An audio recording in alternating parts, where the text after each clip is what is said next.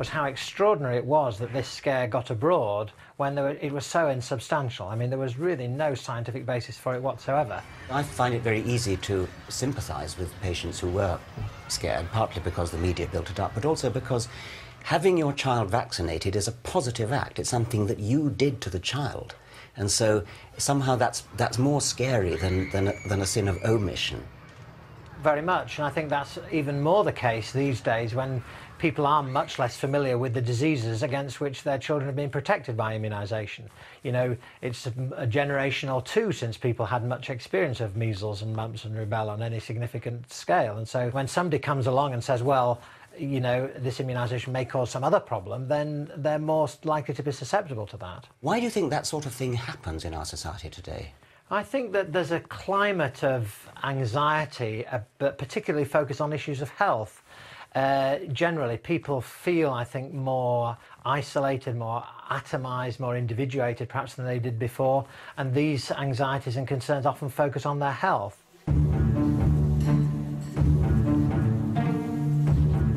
This is a paradox of early 21st century life.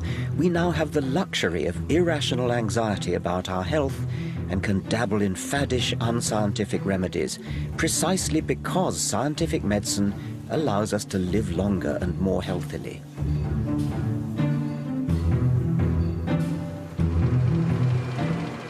Our fears are fed by newspapers, which wildly exaggerate the risks of scientific medicine and meanwhile churn out acres of positive coverage of alternative therapies.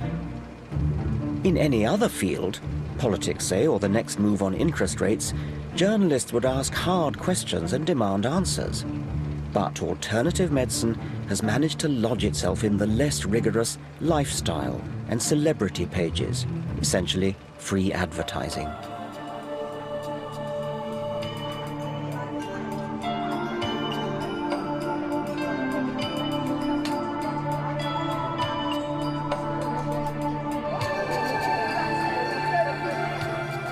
It's little wonder that alternative health fairs like this are flourishing across the country.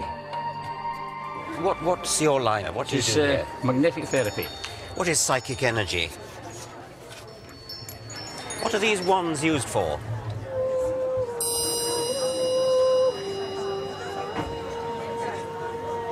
People may come here with real health problems, but what do they get?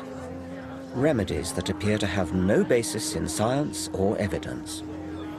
People putting these in a cat's bed, they'll find the animals will go to the bed with the magnets in it. Has that been done properly with controlled trials, is it? No, not being controlled trials. They've got ancient wisdom that we don't. Right. I've always liked the saying that we should be open-minded, but not so open-minded that our brain falls out. So do we all have an angel hovering on our shoulder or something? Is that we have several. Right. Yes. Yes. Yes. Okay, how many have I got? Can you tell or... Have you asked any angels to come close to you? No. No, well, you haven't got any then.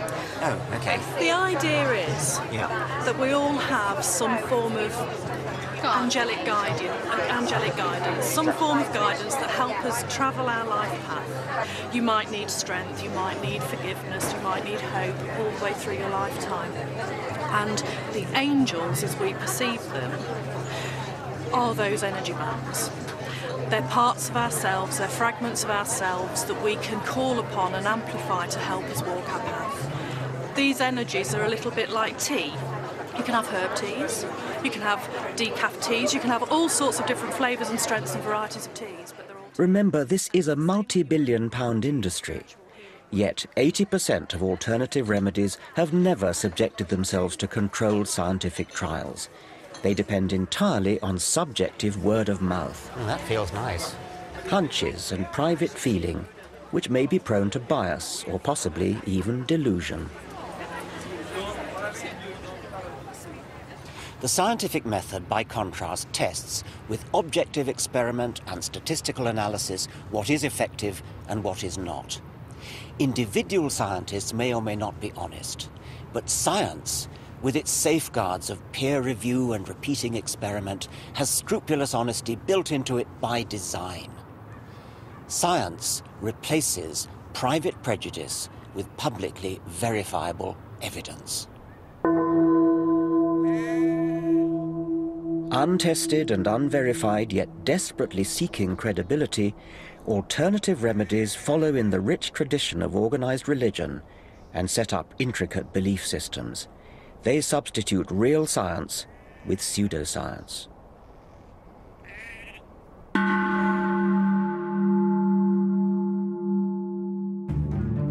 Face up or face down?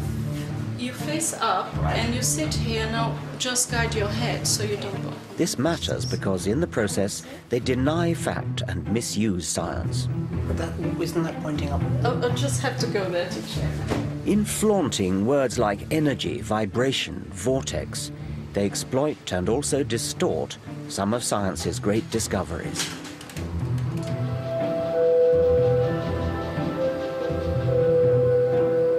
The sleep, I'm sure, is therapeutic.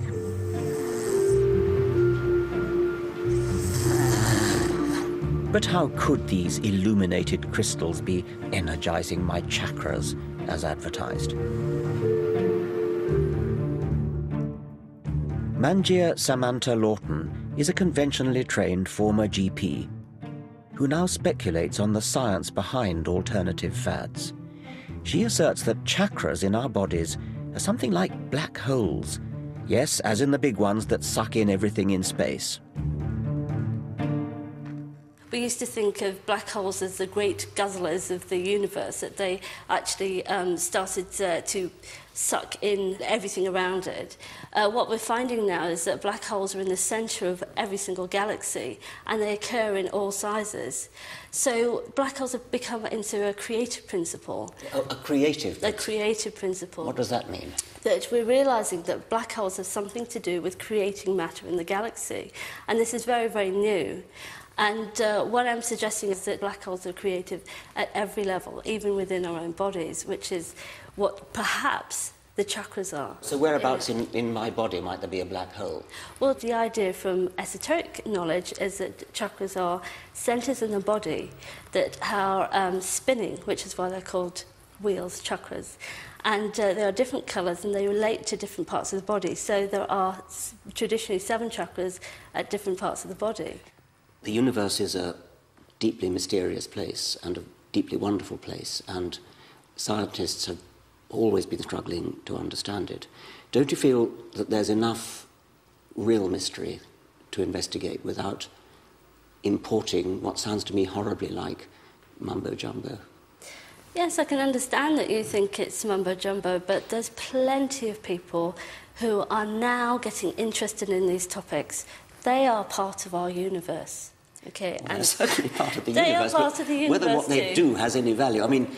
That's up to you. Well, it's not really up to me. It's up to science, and it's up to evidence. It's up to science. What worries me is the beguiling misuse of scientific language to prop up entirely unscientific belief systems.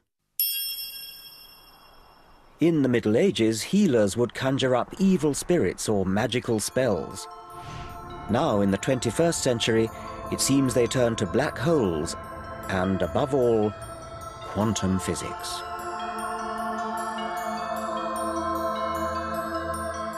Quantum theory accounts for the anomalous behavior of light and atoms. It's astonishingly accurate, but notoriously difficult to grasp. But Deepak Chopra, who once qualified as a doctor, has seized upon quantum jargon and applied it to healing. He claims disease can be caused and cured by a shift in consciousness. If you believe in a rock, you're automatically believing in God. Chopra has managed to become a one-man alternative health industry. He's worth up to $75,000 per lecture, and in this era of self-absorption, he claims Michael Jackson, Madonna, and Hillary Clinton as followers. If you feel genuinely attractive, you'll attract other people to you. The great American physicist Richard Feynman once said, "If you think you understand quantum theory, you don't understand quantum theory." Isn't Deepak Chopra just exploiting quantum jargon as plausible-sounding hocus-pocus?